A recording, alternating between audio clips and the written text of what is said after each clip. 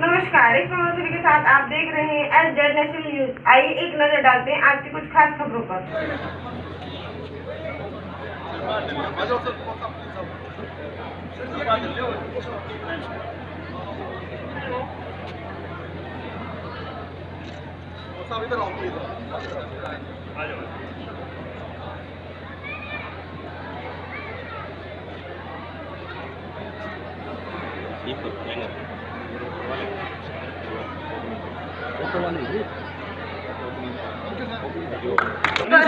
Anil sir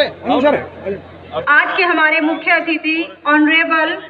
mister Ramchandra ji Jangra को invite करना चाहूंगी कि वो आए और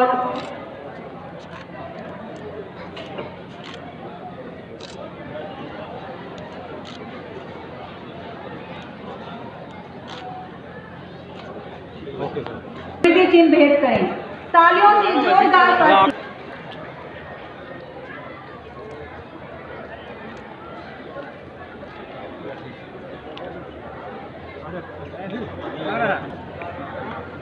ठीक आने लग रही है क्या इधर ठीक इधर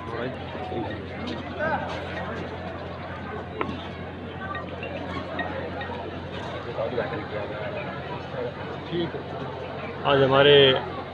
महम में सुप्रसिद्ध और प्रतिष्ठित शिक्षा का केंद्र सरस्वती सीनियर सेकेंडरी स्कूल के अंदर इंडोर स्टेडियम का इन्होंने निर्माण किया है, जिसके अंदर खेलों की कोचिंग जैसे कबड्डी, रेसलिंग वगैरह जो होती है वो इंडोर और कोच का भी प्रबंध किया है। मैं आज उस इंडोर हॉल का उद्घाटन करने के लिए यहाँ पर आया हूँ और मैं धन्यवाद देता हूँ और मुबारकबाद और साधुवाद भी देता हूँ कि हमारे महम में अच्छी शिक्षा के साथ साथ अच्छे स्वास्थ्य के लिए भी स्टूडेंट्स के लिए यहाँ पर सरस्वती शिक्षा केंद्र के अंदर इन्होंने सारा प्रबंध किया है। तो हमारे महम के छात्रों के चहुमुखी विकास के लिए ये स्कूल एक अग्रणी भूमिका निभाएगा, ऐसा मैं कामना करता हूँ, परमात्मा से प्रार्थना करता हूँ और यहाँ पर जितने छात्र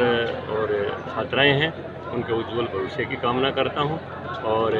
ये कामना करता हूँ कि ये स्कूल इसी तरह से तरक्की करता रहे और इस हमारे इलाके के छात्र छात्राओं के शारीरिक और शैक्षणिक विकास के लिए महत्वपूर्ण भूमिका निभाता रहे। अभी आपने प्रकाश डाला है हमारी संस्कृति को लेकर के बड़ी अच्छी बात कही है, इसको आप किस तरह से समझाना चाहेंगे अभिभावकों को भी और शिक्षकों को? देखिए, ये लंबे समय से जो अंग्रेजियत का एक फोबिया रहा है शिक्षा के अंदर, इसने बहुत बड़ा नुकसान किया है। इसलिए राष्ट्रीय शिक्षा नीति के अंदर ये परिवर्तन किया है कि अब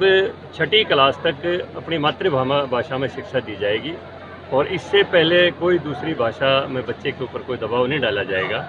और बच्चे को शुरू से ही ऐसी शिक्षा के अंदर डाला जाएगा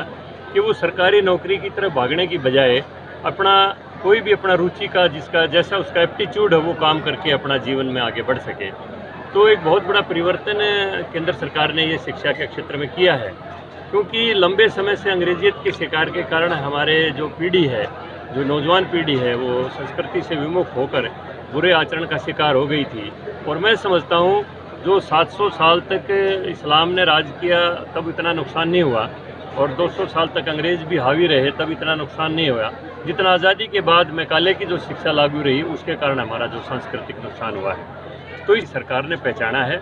और उसको एग्जामिन किया है कि इस तरह से ये शिक्षा का डरा रहा है तो हमारी भावी पीढ़ी संस्कारों से विहीन होकर राष्ट्र के लिए घातक सिद्ध हो जाएगी।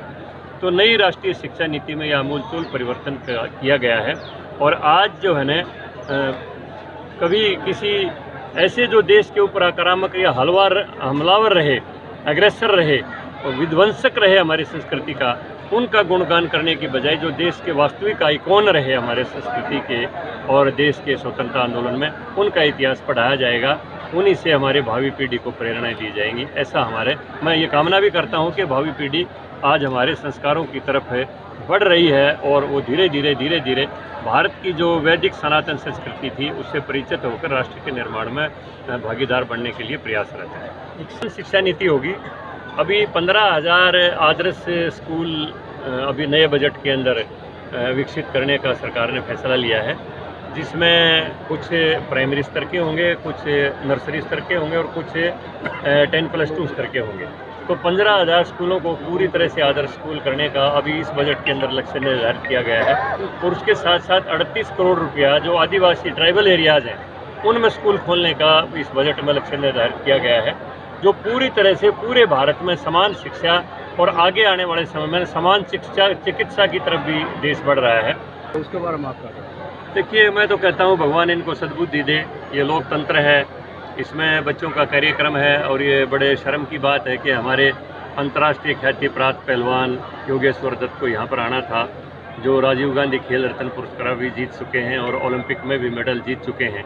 और इन हरकतों से अगर एक राष्ट्रीय अंतर्राष्ट्रीय स्तर के खिलाड़ी को अगर किसी प्रोग्राम में आने से वंचित किया जाता है तो ये वाकई में शर्म की बात है। इनको सद्बुद्धि आनी चाहिए कि ये लोकतंत्र है, अपनी बात किसी मंच से, प्रेस के माध्यम से, कहीं किसी आंदोलन के माध्यम से कह सकते हैं, लेकिन किसी कार्यक्रम में कोई दखल डालना ये स्वस्थ लोकतांत्रिक परंपरा नहीं है। इसकी निंदा की जानी चाहिए।